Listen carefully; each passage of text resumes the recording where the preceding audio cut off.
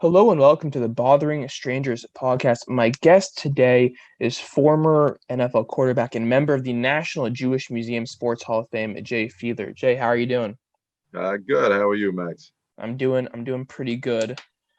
You are actually my earliest interview in the day.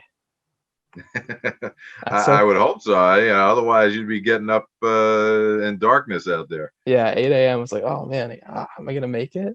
But no, I made it. So I guess I'll just get right into it. You were inducted into the National Jewish Museum Sports Hall of Fame in 2002. You're one of two people inducted that year. Was Judaism a big part of your life when you were in college and the NFL as well? I grew up in Long Island in Reform Synagogue. We celebrated all the holidays. We identified strongly with Jewish heritage. My family is involved in summer camp business, which has strong ties to Yep. the Judaism. With Brookwood camps there, and I got bar mitzvahed and bar mitzvahed, and you know, I after a bar mitzvah, like many Reform Jews, you kind of get away from, the hardcore practice. Yeah. Judaism was always part of, our family life, our heritage, the community. That continued, all the way through. So well, the NFL is like one of those sports that's like not no sport in America is very Jewish, but specifically speaking, the NFL is not very Jewish. And then you were a quarterback, and that's like also just something that was like you have Josh Rosen, that's somewhere in the NFL now, I think, and he's Jewish. But before that, it was you. For there was there's a big gap between Jewish quarterbacks. So Yep. was that like were you ever on a team where there was another Jewish player, or were you always the only one? Yeah, actually, Sage Rosenfels was a teammate of mine down in Miami. Now, Sage is not a practicing Jew. His dad was Jewish. His mom wasn't. But he certainly is, half Jewish, and appreciates the heritage, that he has with that. Well, so Miami, that was like where you had the most success in your career, Sure. because you were starting most years, and then you kind of went in between starting and backup. So how did when you signed like a 3-year contract with Miami, with the Initially, yes. Dolphins? Yeah, initially when you got there, were you thinking that you were going to come and be the starter, or was it just kind of like you're gonna have to fight for a starter spot? What was your where was your head at when you signed with the Dolphins in 2000? I signed with them, under the expectation that I was competing for the starting job. So Dan Marino just retired. His backup, Damon Heward, was still with the team, and they brought me in basically to compete with Damon for that starting job. And for most of that time were the starter. But in 2004, this is what I'm very interested in. In 2004, you were like the starter, then you became the backup, and then you became the starter again. So how do you, as like a backup in the NFL, because you have NFL players who have been career backups. Hmm. That wasn't you, but there were guys who really carved careers out of that. How do you kind of keep your mind fresh, just being prepared, just knowing that you might be thrown back into a game anytime because of injury or just a player playing worse? Look, I mean, I was a backup for, and I didn't see, regular field action for 5, 6 years before I became the starter in Miami.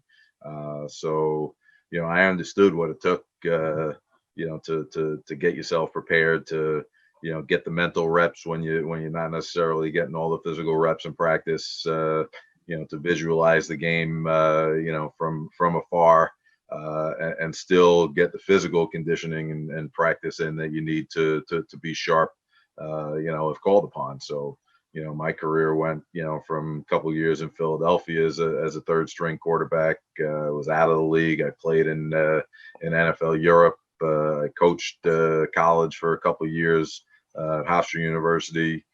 came back and played in Minnesota, where I finally, got on the field for the first time in regular season in games. But it was all, that year was all cleanup duty. At the end of games, when the games were decided. So it wasn't, true competitive action, but was getting in and getting the feel of being on the field again. And then Jacksonville the following year was when I finally got my first real taste of competitive regular season football.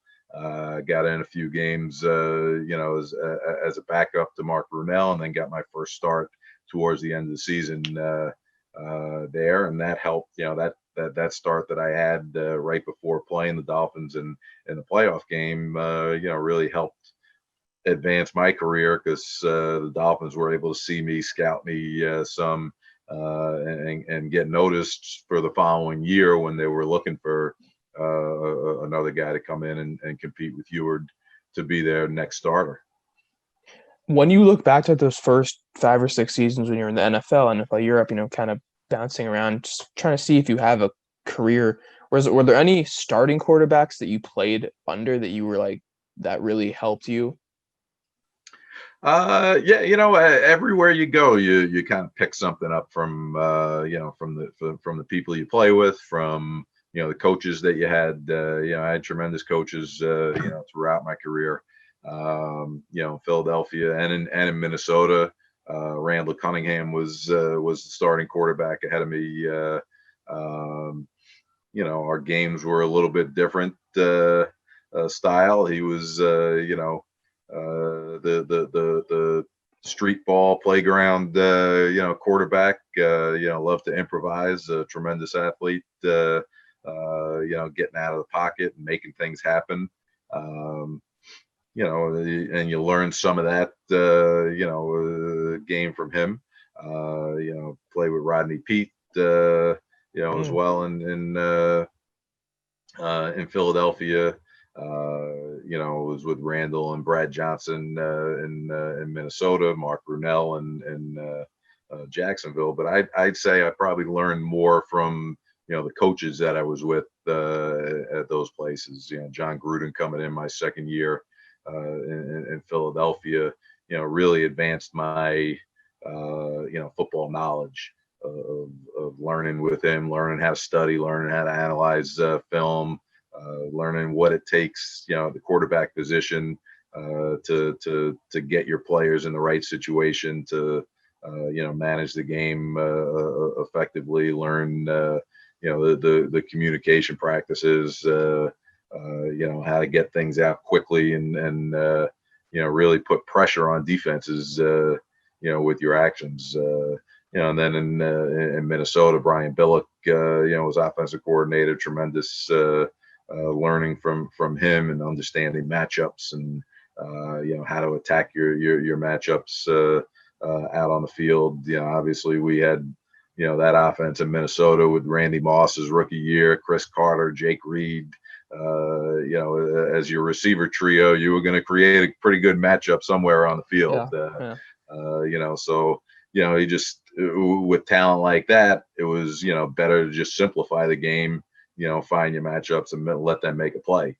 And then, Tom Coughlin in Jacksonville, learned a ton from him and just how to prepare for every single situation possible. He was, the best head coach I had ever been under in terms of, preparing a team to play every week.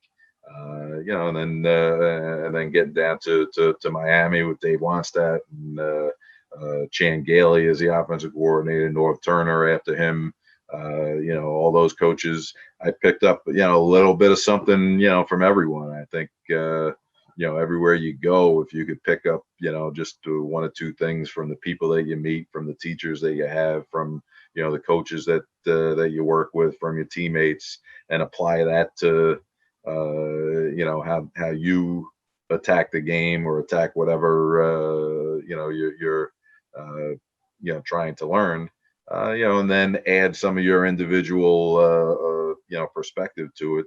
That's how you grow, and that's how you learn, and that's how you become better at, whether it's playing the game of football or whether it's, advancing your career in business or elsewhere. When you like look back to those first 5 or 6 years previous to Miami, was there where you? I mean, you did take some time off and did coach at Hofstra, but was there where you like were you trying to just stay in the NFL as long as possible, or were you like maybe I just wasn't meant to be like a career NFL player? Well, I always had in the back of my mind that I, if I got an opportunity, then, I knew I had the ability to play, both physically and mentally to be an NFL quarterback, to be a starting quarterback in the NFL. And, it was just a matter of finding that opportunity, finding that chance and sticking around long enough to get there. I think, a lot of other guys, could have been in the same situation as me. And, after a couple of years out of the league, just giving up. And, to be honest, before Minnesota brought me in for the workout in spring of '98, that was kind of my last ditch effort to get back into the Wow. league. It'd been 2 years, since I got released by Philadelphia in '96, um, and then being out of football, I had tried to work my way back in when I was coaching at Hofstra. There were scouts that came by to look at the players on the team, and I'd always kind of get in there and say, hey, look, I'm still available too. Yeah. You don't have to just get the college guys. You got a guy who's been in the league, ready to go. So I was always trying to keep myself focused and ready to play. And really in winter of '97, '98, after the '97 football season, I basically put together a whole package that we sent out to every single NFL team, every head coach, offensive coordinator, QB coach with highlight film. We copied a whole lot of VHS tapes back then. Sent it out with a whole package, of my resume, and and that was really my last effort to get in. If that didn't work, I probably would have moved on and maybe ended up and doing the coaching full time. But I was fortunate enough to have a quarterback coach in Minnesota who had a connection to Dartmouth College and remembered me playing there. And there weren't very many coaches or in the NFL that would follow Ivy League football and No. know the players there. So having that connection and him kind of sticking his neck out and saying, hey, let's bring this guy in for a workout. I'm forever grateful to Chip Myers, who was the QB coach in Minnesota, who really got me back into the league and allowed me to extend my career from what could have been 2 years and out, without ever seeing any NFL action in the regular season, to a full 10-year career with 5 years as a starting quarterback. Yeah, I was about to say it's like I feel like 10 years in the NFL at any position that's like a long career right there. Yes, So absolutely. what do you think, like when you look back, what do you think the keys are to starter or not, just having like an actual like long career in the NFL, because injury is so prevalent, there's all these issues. So what do you think are like the keys to that? Well, you can't you can't account for injuries. Obviously, Right. you got to be able to be lucky and not have the devastating injury that that forces you out of football. But everyone plays hurt. Everyone has to learn how to play with something bothering them throughout the season. And if you're lucky enough not to get the big injuries that affect your performance, going forward, then then it becomes about how smart a player you are, how well you know the system, and how well you're able to operate on the field. Limiting mistakes with your knowledge of the game and knowing how to play the game is the first and foremost thing in terms of elongating your career. And then obviously being able to go out and perform when called upon. Guys, the guys have limited chances to really prove themselves, and if you don't prove yourself that first time you get that chance, sometimes you're not going to get another one. So it's twofold. It's knowing that you could be a reliable guy that knows the game, and two, performing and executing when called upon. I also want to ask you about Dartmouth because, like you mentioned, players in the Ivy Leagues are not getting a lot of looks at the NFL. So, you're from Long Island, and you now live in Long Island. You went to Dartmouth when you were back in the 90s, when you were looking at colleges. Were you thinking ahead to the NFL, or were you just thinking I want a good education and to play football? The NFL was the farthest thing from my mind. Coming out of high school, I wanted to continue playing football and play at the college level, and that's as far as I thought I was ever going to get. To be honest, coming out of high school, I thought I had a better shot at getting to the Olympics in track and field than I did at playing football in the NFL. So. Dartmouth was chosen, really twofold. Number one, obviously the great academic degree that you're going to get from there, and I had a great visit and just loved the community, loved the people at the college. And number two was the Ivy League had a lot of people a lot of athletes that were two-sport athletes, and really promoted it with their athletes. There was probably 40 to 50% of the football players played a spring sport, whether it was track or baseball or lacrosse. So it was something that I really wanted to continue doing, wanted to be a multi-sport athlete and get a great education. It wasn't really until my junior year at Dartmouth that really kind of stat-wise exploded. I was number one quarterback in passer rating in the FCS, or Division I AA at the time, and started getting some looks from NFL scouts. And it wasn't until then that I thought it was really a reality that the childhood dream of playing in the NFL could actually happen. So were you because you were a three-sport athlete, you did football, basketball, and pentathlon, I think you told me, in high school. Yeah. Then you did decathlon in football in college. So when you were looking at college, were you just maybe decathlon, maybe that's the farthest I'll go in sports, not even football? Well, yeah, like I said, I was looking at, I was always a big fan of the Olympics. I loved watching the Olympics and track and field portion of it.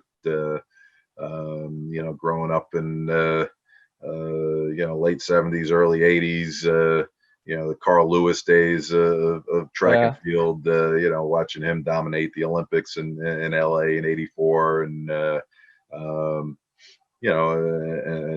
the Dan and Dave era of the decathlon. That was always really appealing to me, and and I had more success at a younger age in track and field than I did really in any other sport. I was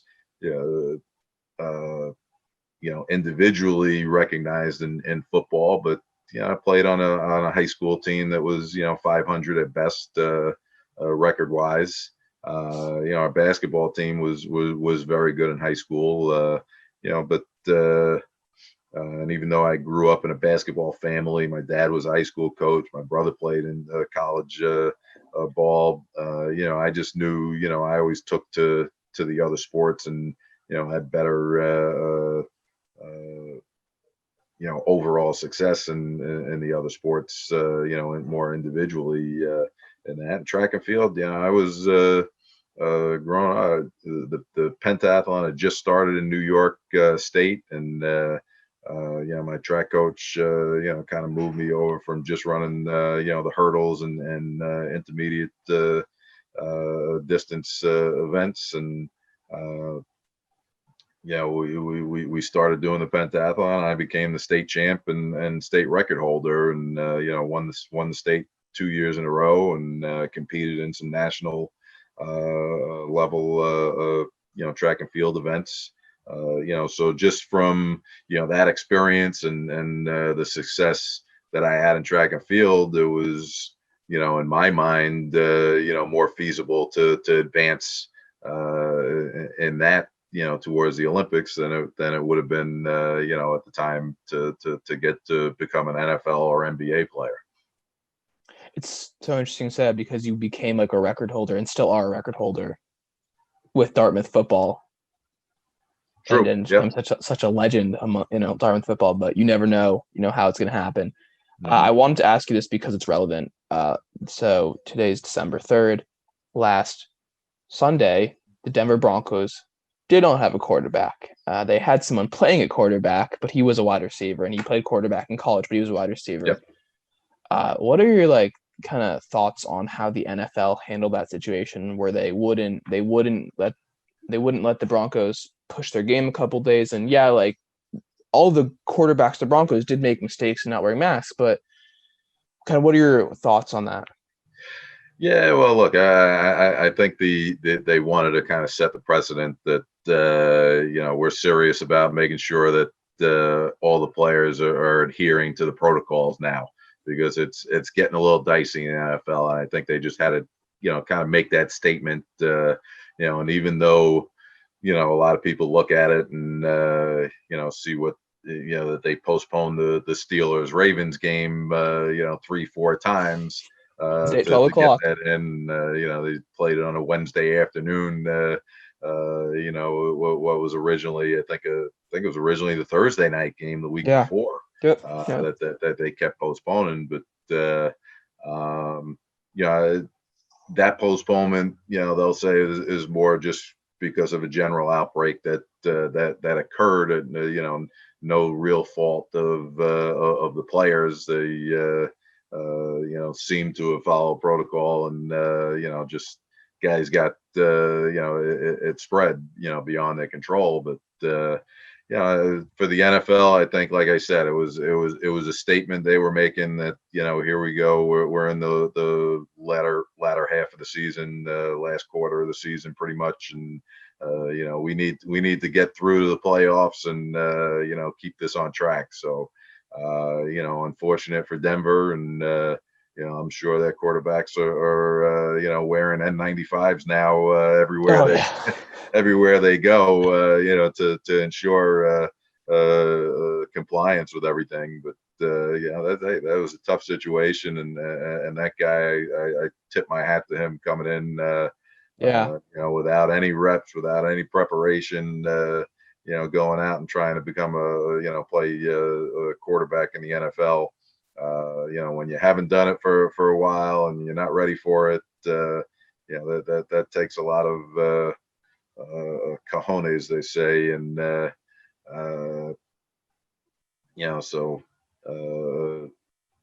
kudos to him for getting out there and giving it a try. But like I said, I think the NFL is just reeling right now and just trying to make sure that they get through the end of the season without having to cancel games altogether. Somebody tweeted something, and normally I don't quote tweets like this, but I thought it was really interesting, where it said it's like where they just said that a guy who played quarterback, because this guy Kendall Hinton, who was thrown in the quarterback position, played for 3 years at Wake Forest, and they're like, a guy who played quarterback came into an NFL game and went 1 for 9 with 2 interceptions.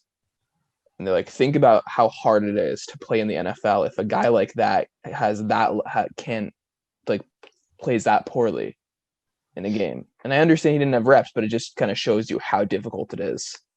Yeah, well, no doubt. I mean, he had everything going up against him. Yeah, everything, everything. In that situation, not playing the position for a couple of years, not having any preparation in practice leading up to the game, not getting any reps with his teammates, and all of a sudden, it's like just grabbing some guy off the street, to come Essentially. out and play. So yeah, hey, maybe it'll quiet down some of those.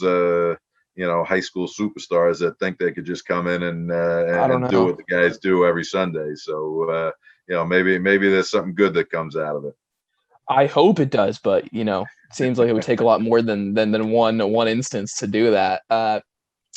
So COVID has been more of a problem with the NFL in the last couple weeks, but college football I find has dealt with it so much worse. Where you're kind of like, the way I'm looking at it right now is like, why are they having a season? Because like there's so many games getting canceled.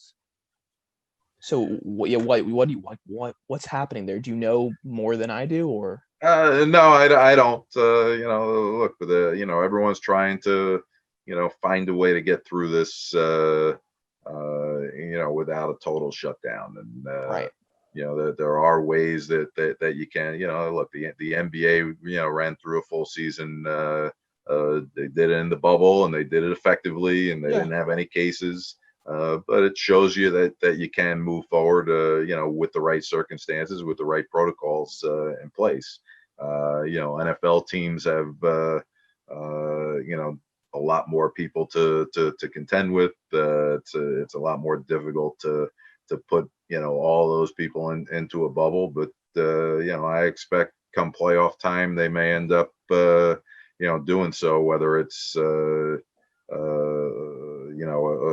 pockets of bubbles, for each team, in their affected market, just kind of putting them into a bubble situation where they put the whole team in a hotel and keep the same protocols in place that the NBA, and NHL proved were effective. But colleges, it's a lot harder to do that. You're asking guys to go to school, to come to practice, to just situation wise, it's much more difficult to control and keep those controls in place at the college level, because there's a lot more factors going on. But they look, teams have been able to get games in, get their players on the field and reps, and they've been smart when they have to cancel games and realizing that sometimes it's much better off to err on the side of caution with things, cancel a game and move on to the next one when everyone gets tested again, and that it's safe to do so. yeah, that's very fair. I do want to ask about this before because I know we don't have all that much time left. After your NFL career, you went into ownership with an ownership group. You owned the East Kentucky Miners, a Yep. minor league basketball team. They folded after 2 or 3 seasons. But what kind of went into that decision, and what was your role like when you actually began owning them? What was your role with the team?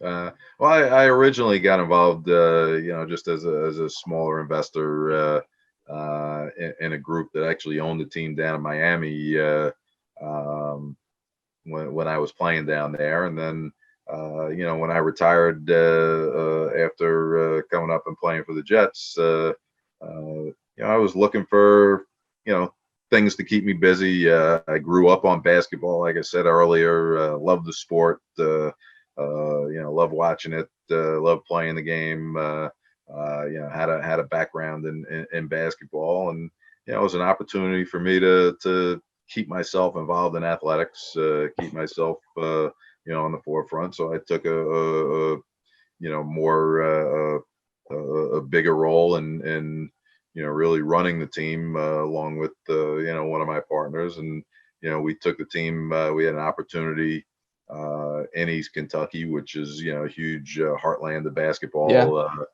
great market for us to go into. We had a great relationship with the brand new arena that was just built in the area, and gave it a go. And unfortunately, the CBA, the league as a whole had some issues.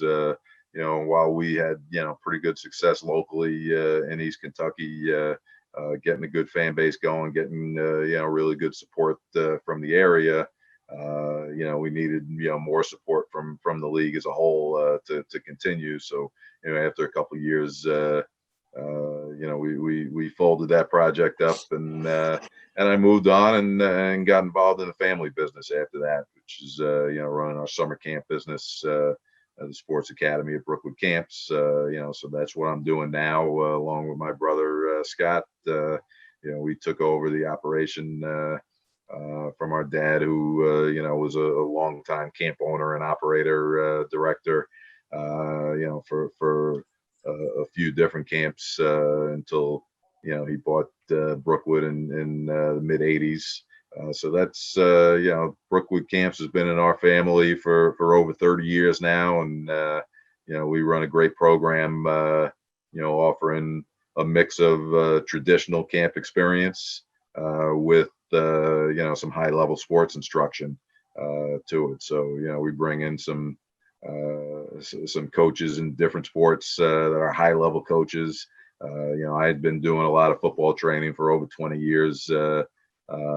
Running camps and clinics and training everyone from beginners all the way up to professional athletes. My brother, being a former basketball player and Division I basketball coach, has a lot of relationships to bring in some great coaches and former players to work with our kids there. We got Leo Mazzoni, who's a tremendous pitching coach for the Atlanta Braves, probably known as one of the best coaches in Major League Baseball history. Coach Cy Young Awards. He runs a baseball academy for us. Manchester United coaches coming in for soccer. So we bring in, we're recruiting some of the best coaching talents in the world to come and work with our kids in a great setting where they could get tremendous instruction, learn from the best, and have a lot of fun doing it. So that's pretty much what we offer at the Sports Academy at Brookwood Camps.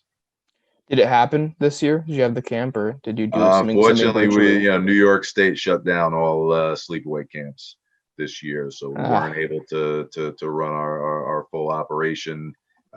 We did do a few one day sports clinics up there, which we had great turnout, but certainly not what we normally bring in business and revenue wise for the summer. So we definitely took a hit this past summer, but we're looking forward to the vaccine coming out soon and a return to normal. And I think the demand for summer camp in 2021 is going to be as high as it's ever been.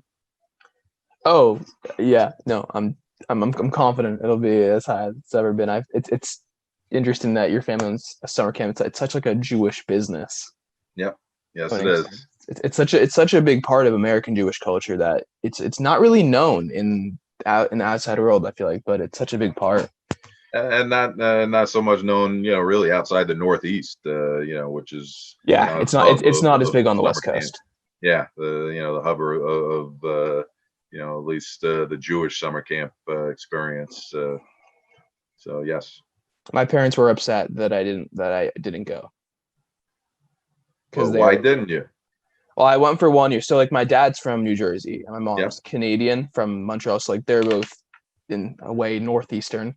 And I went for 1 year. My brother went for 1 year to different camps at different times.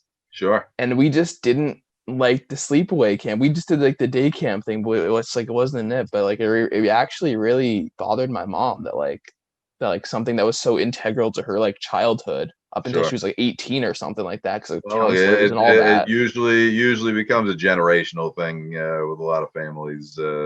where the parents went, the next generation, goes to. And we see a lot of that in our camp, and many other camps have that connection, from parent to child to grandchildren, and generation to generation.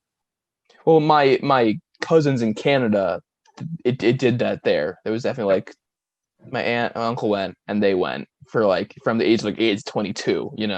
Right, of course. Some campers, they're there until like they literally can't be there anymore. Mm-hmm. So exactly. Is it like that over? I mean, it's a sports camp, so I feel like it's not as much of that. But no, we still get a lot of that too, because we run a traditional type program. So we have kids whose parents were campers with us. Some of our we have a few of our staff members who were campers growing up, and have children that come as well. Actually, family that lives out in LA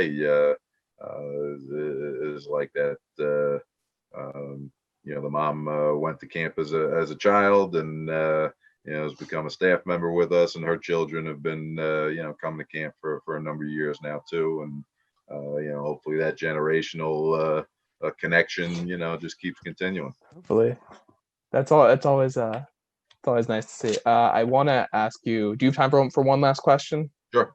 Cool. Now when it's not this summer, you're working in like the coaching business with quarterbacks specifically. Yep. You started with a guy from Rutgers a couple years back named Gary Nova.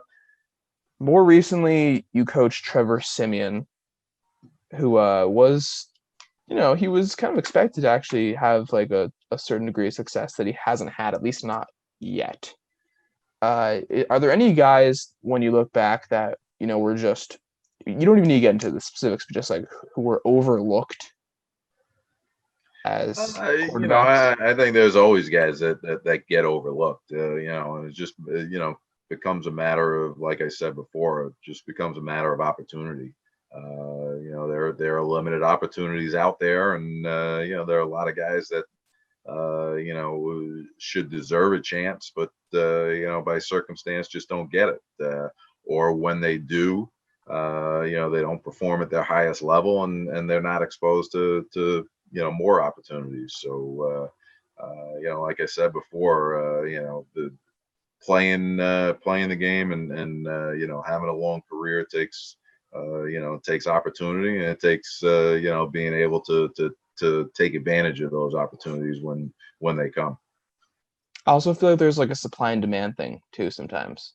Yeah, well, especially the quarterback position. Only one guy that could get out there. There's only 32 jobs, each year, and each week. So, certainly very limited opportunities there, and especially nowadays, with the rules protecting quarterbacks, you're seeing QBs with longer careers, and 15, 16, 17, 20-year careers. They're protected there. So, the guys, the opportunities, for open jobs in the NFL are limited.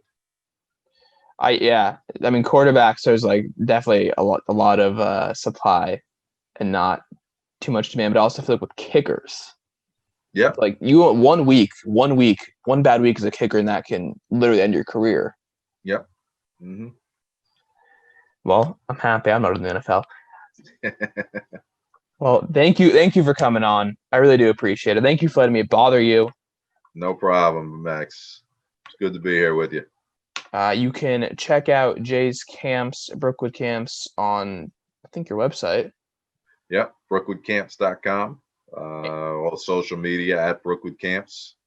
And then, for the football training program that I run, year-round football training, it's primetimecamps.com and at primetimecamps for all social media outlets as well. So brookwoodcamps.com, primetimecamps.com, if that interests you. Thank you for coming on. Thank you for watching. This has been Bothering Strangers. Thanks a lot, Max.